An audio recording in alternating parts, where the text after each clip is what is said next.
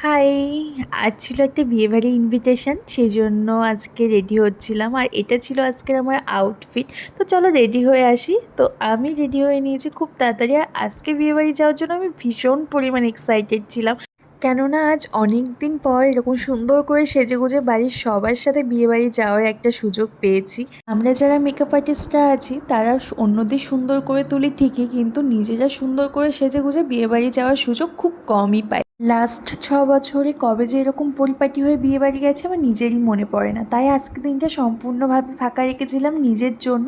তাও আমার দুটো পার্মানেন্ট ক্লায়েন্ট আছে যারা আমার কোনো রকম অজুহাত শুনবেই না, তাই তাদেরকে অগত্যা রেডি করতেই হলো, আমার মা আর বোন। তারপর আমরা বিয়েবাড়ি পৌঁছেই প্রথমেই চলে গেছিলাম মেন কোর্সের দিকে, কেননা আমরা যখন পৌঁছেছি তখন অলরেডি 10টা বেজে গেছে, সেই কারণে স্টার্টারের দিকে ঢুকেই নি।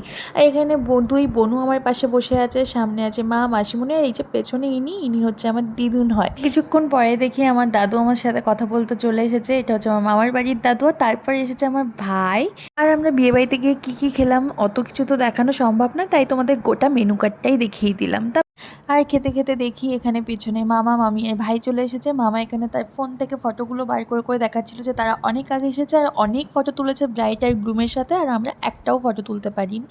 এই যাই হোক, তারপর খাওয়া কমপ্লিট করে তারপর চলে গেছিলাম ব্রাইড আর গ্রুমের কাছে। সেখানে গিয়ে সবাই মিলে কিছু ফটো তুললাম আর সবার সাথে সুন্দর সুন্দর কিছু টাইম স্পেন্ড করে চলে এলাম বাড়িতে। তো আজকের ভিডিওটা কেমন লাগলো অবশ্যই জানিও। দেখা হচ্ছে নেক্সট কোনো ভ্লগে। বাই।